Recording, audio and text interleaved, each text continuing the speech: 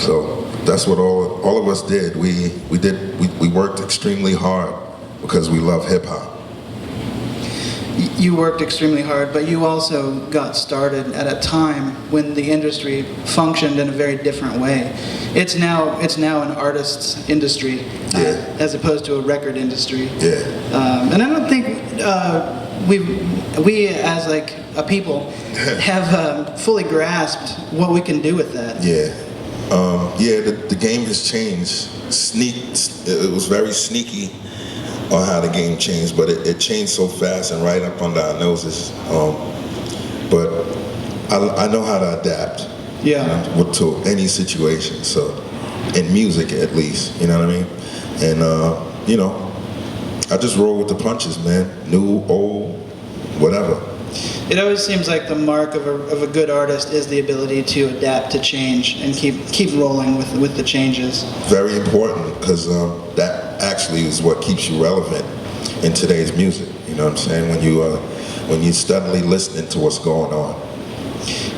Can we switch gears for a second and talk about your early days? You grew up in the Bronx, correct? Yeah. And what was the music scene like when you really noticed it and got involved and decided that you wanted to, embrace a career in music? Well, when I first heard good music, I heard James Brown. You know what I'm saying? That was the first. That was the first guy I felt like his music was really exciting and different and potent and new. He had something he was doing that no one else was doing. And when they caught on to what he was doing, then everybody else started doing it. And I say, if you're gonna be a leader like that, I'd rather be, a leader making good music and having people follow me making the same music I'm making, but in their own way, but it's still good. Do you remember the first song you ever finished on your own? I mean, some Heavy D demos, but first thing I've ever done on my own by myself was with a group called Groove Be Chill, and they, and I was in the studio with an engineer, clueless, not knowing what to do, and Wait, you were clueless? Or yeah, I was clueless. Okay. I was clueless. I didn't know how to, direct the engineer into what, because he was asking me questions. And all I was saying to him was, just do the job and lay my beat down. You know what I'm saying? Like, you ask me stuff I don't know nothing about. But I didn't realize he was trying to teach me. So, we struggled a little bit in the beginning, but as time went on, I learned and I learned and I learned. And before you knew it, I kind of mastered how to be in the studio. And what was the first, what you would say, successful track that you finished? Probably Heavy D's stuff, co-producing on it. What do you think you're But up the to? South has good records too. You just you just gotta dig. Have you gone digging in Atlanta? Yeah. Wax They got and good Fags? records here. There's a lot of people I guess, not digging enough, because I'm snatching it all up. Oh man. Yeah.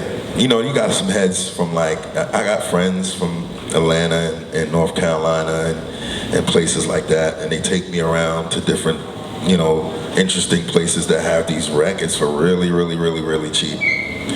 And, I just take about $100 and I'm walking out of there like this.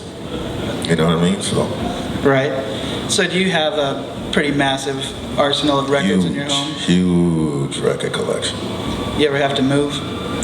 Well, when I do, it's gonna be hell, So I'm gonna need some help from my fellow friends, to help me move my records. Very cool.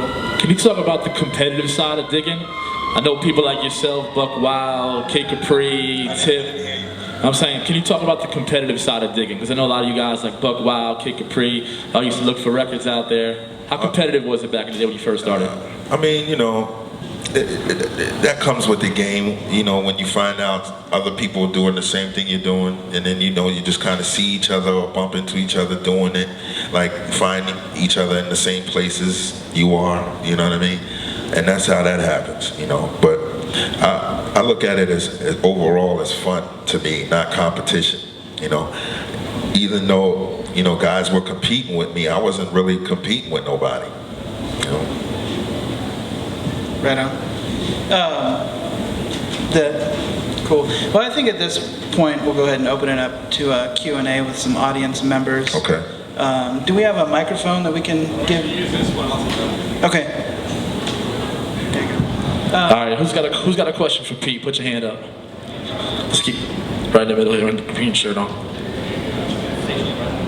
How y'all doing? My name Sure. is Darius from South Bend, Indiana, representing the Bunker Audio Pro. I just want to ask you, what have you been doing?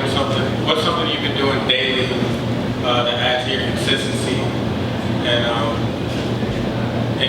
that adds to your longevity?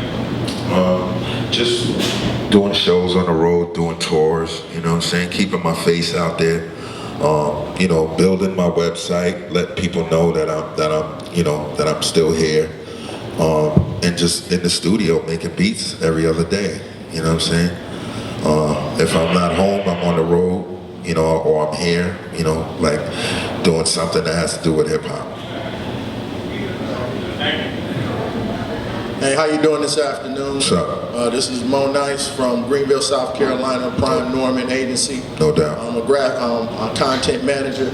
What I want to ask you is, I mean, we hear Ryan Leslie and there's other control platforms, or what I call control platforms that's out there. Yeah. Very few though. Yeah. How do you think, as far as the music industry is going, how important it is to start embracing some of the new technologies that's out there instead of just the same old social platforms? Only because I feel like rolling with the punches is the motto right now, you know, and it's really knowing yourself and knowing your talent and what you can do with what's going on right now. You know what I'm saying? And I feel like with the music industry, we just need a lot more originality in the music, and maybe talk about something lyrically more serious, you know, not saying to be preachy, but, you know, let people know what's going on out here in the world, because there's a lot going on, you know what I mean? And I always felt like maybe 1 or 2 lines of a message, you know, to the people is important, and definitely for the kids and all that too.